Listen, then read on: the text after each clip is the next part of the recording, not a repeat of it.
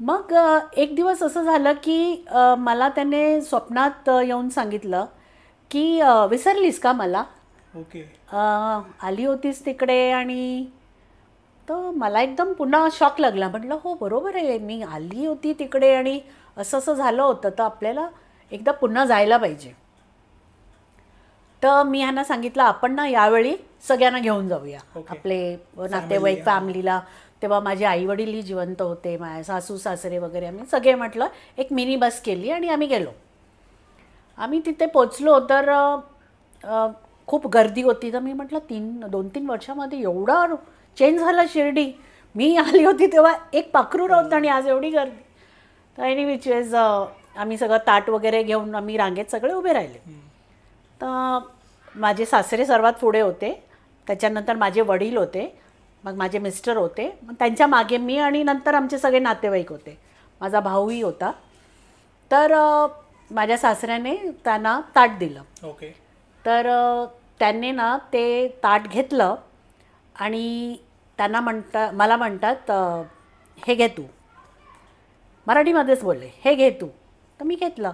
तर माझ्या सासऱ्यांना म्हणतं ये आपकी बहू आहे ना? ओके.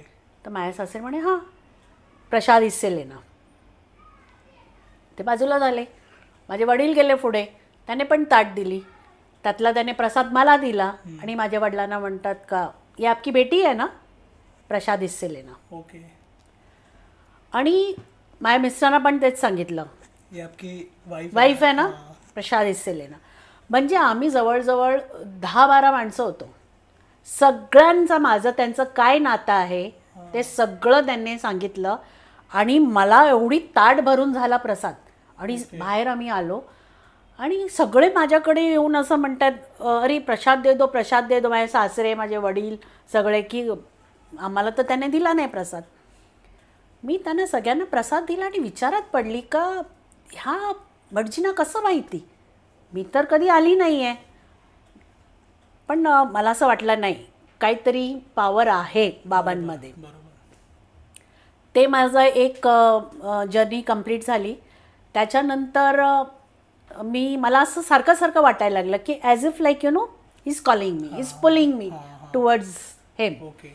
पण मी रेजिस्ट करायची की नाही, हे असं शक्य नाही होऊ Possible शकत, नाही. कोइन्सिडन्स असेल.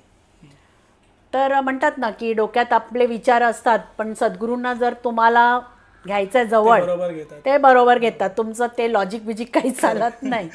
तर माझ्याबरोबर पण तसंच झालं. दुसऱ्यांदा जेव्हा मी गेली तेव्हा पण आम्ही मोठ्या ग्रुपमध्ये गेलो. पण तिथे आम्ही असा विचार केला की आम्ही 2 दिवस स्टे करणार. म्हणून इथे मालाडला गोविंदधाम म्हणून साईचं मंदिर आहे, तिथे त्यांची संस्थांनी हे केलं आहे, काय रूम्स केले आहेत. तर तुम्ही तिथे बुक करू शकता आणि राहू शकता. तर मी बुकिंग करायला मालाडला गेली आणि तिथे बुकिंग झाल्यानंतर मी आणि माझे मिस्टर गेलेले, तर आम्ही 5-6 रूम बुक केले. आणि मी बाहेर आले आणि मी असंच मनामध्ये बाबांना सांगितलं, जर तुम्ही खरे आहात ना तर मला ह्यावेळी तुम्ही हार्ड मासमध्ये दर्शन द्या. हार्ड मास म्हणजे live, okay. Okay. Not like in a form of a statue. Okay. I want to see you जिवंत रिअल. बघायचं. Yes, okay. हां. जिवंत बघायचं आहे.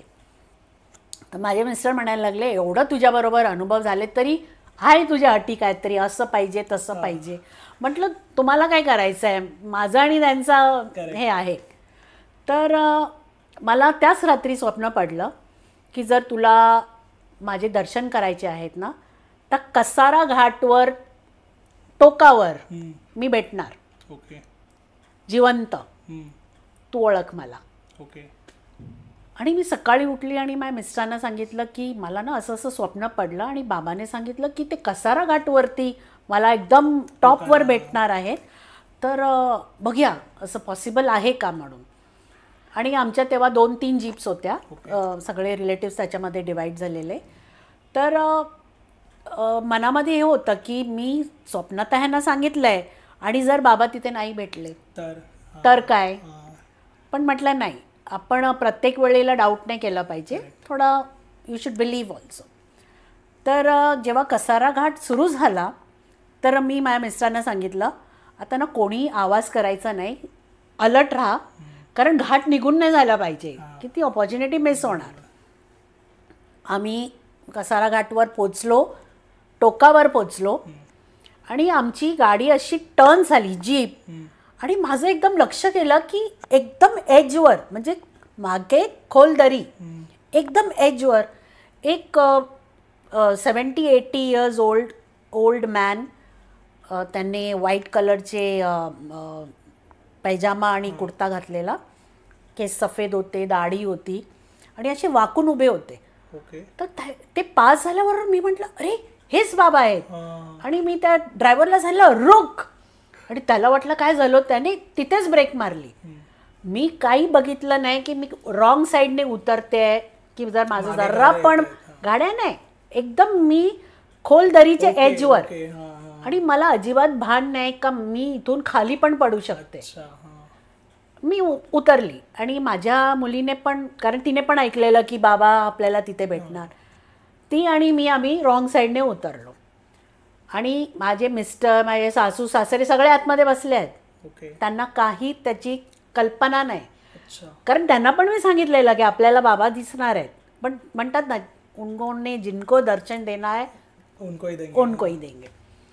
माझ्या भावाची जीप वगैरे आमच्या पुढे जाऊन उभी राहिली का दीदी उतरली का, काय उलटी बिलटी माझ्या मुलीला उलटी वगैरे काय आली का म्हणून, पण त्यातून पण कोणी बाहेर पडलं नाही त्या जीपमधनं. मी गेली त्यांच्याकडे आणि ते असे वाकून उभे होते आणि त्यांच्या हातामध्ये काठी होती.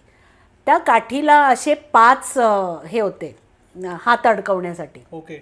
नाही तर नॉर्मली कसं एक असतं ना, असं आपण काठी धरतो, हे असे 5 होते आणि त्यांनी 5 बोटं त्याच्यामध्ये घातली होती. मी गेली त्यांच्याकडे आणि मला म्हणतात आलीस, म्हटलं हो. अच्छा, असं बोलले. आलीस, म्हटलं हो. तर काही नाही वार्तालाप, ते मला बघतायत, मी त्यांना बघते. आणि मी माझ्या खिशात हात घातला आणि 5 रुपयाचा सिक्का निघाला. तर मी म्हटलं मला ना हे तुम्हाला द्यायचं आहे. तर म्हटलं हो दे ना. त्याने स्लीपर्स घातलेल्या, त्या स्लीपर्स काढल्या आणि बेंड होऊन असा हात केला आणि माझ्याकडनं ते सिक्का घेतला आणि असं डोक्याला लावलं आणि खुश रे एवढं सांगितलं.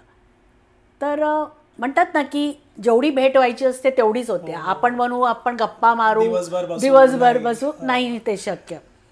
तेवढंच आहे. आणि गाडीमधनं कोणी बाहेर आलं नाही, सगळे बघतायत काहीतरी चाललं आहे, पण कोणाला ती प्रचिती आलीच नाही का हे बाबा आहेत, हिने सांगितलेलं की टोकावर आपल्याला भेटतील. आणि ते कॉन्व्हर्सेशन पण तुम्हालाच माहिती, ते जे बोलले की आलीस तू. आणि मी आणि माझी मुलगी अशी आम्ही आलो. मी म्हटलं ह्या वळणावर पुढे माझ्या भावाची जीप उभी आहे, त्याच्या मागे माझी जीप उभी आहे, 10 पावले पुढे ते उभे होते आणि जाण्याचा दुसरा कुठला रस्ताच नाही आहे, त्या बाजूला खोल दरी आहे. हे गेले कुठे? मला कळलं की बाबाच होते. मी येऊन बसली आणि नंतर सगळे मला म्हणायला लागले काय झालं होतं, तू उतरून गेलीस तिकडे, काय होतं? म्हटलं अरे बाबा होते ते. अरे बाबा होते, मग आम्हाला का नाही हाक मारली? म्हटलं हाक मारण्यात काय होतं, म्हणजे मी उतरून गेली, माझी मुलगी माझ्याबरोबर आहे, तर तुम्हाला पण ते दिसलं असेल ना. आणि मी सगळ्यांना सांगितलेलं की ते वरती आपल्याला टोकावर भेटणार. तर एनी विच वे सगळ्यांना वाटलं की अरे हमारा मिस हो गया ऐसा वैसा. म्हटलं ठीक आहे.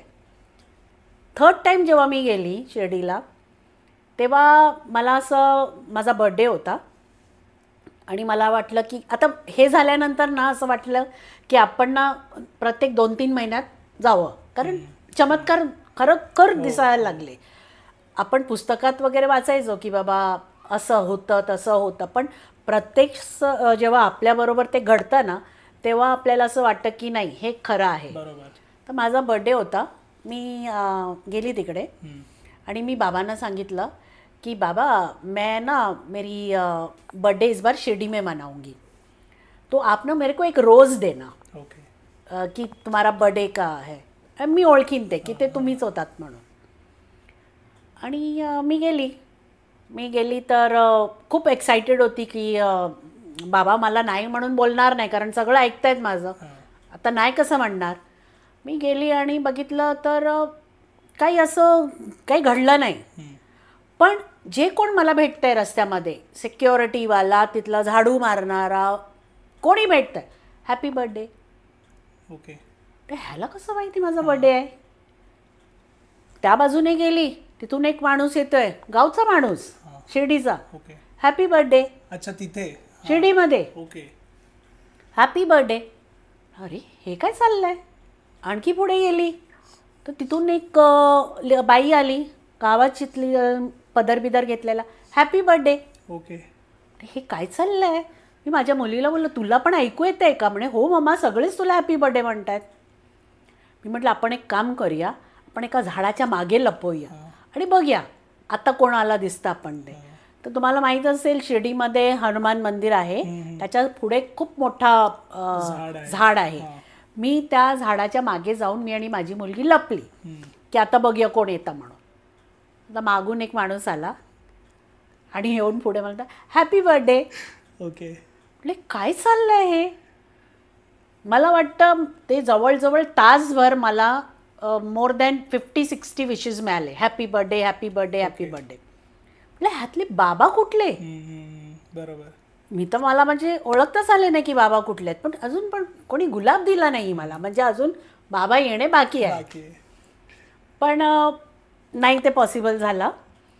तर आम्ही ट्रेनमध्ये, त्या दिवशी पण आमची ट्रेनचीच बुकिंग होती, आम्ही ट्रेनमध्ये बसलो आणि मला खूप म्हणजे रस्त्यावर ट्रेन प्लेटफॉर्मवर मी हे सांगितलं, आपने मुझे बहुत डिसअपॉइंट किया, मेरी बर्थडे का मैंने एक गिफ्ट मांगा था, एक रोज़, आपने वो भी नहीं दिया. तर आता पुढच्या वेळी ना मी येणार नाही. आणि आम्ही ट्रेनमध्ये बसलो. आमची विंडोची सीट होती. मी जशी जाऊन सीटवर बसली तर जी ती विंडो होती ना, it was decorated with flowers. Okay. त्याच्यात मोगरे, रोजेस, सगळं जसं की एक जाली टाईप असतं ना, तसं कोणी विणून, रिअल फ्लावर्स ना ते. तर मी बघितलं, म्हटलं अरे मी एक गुलाब मागितलं आणि मी सांगितलं आता मी येणार नाही, तर त्यांनी हे एवढं सगळं दिलं मला.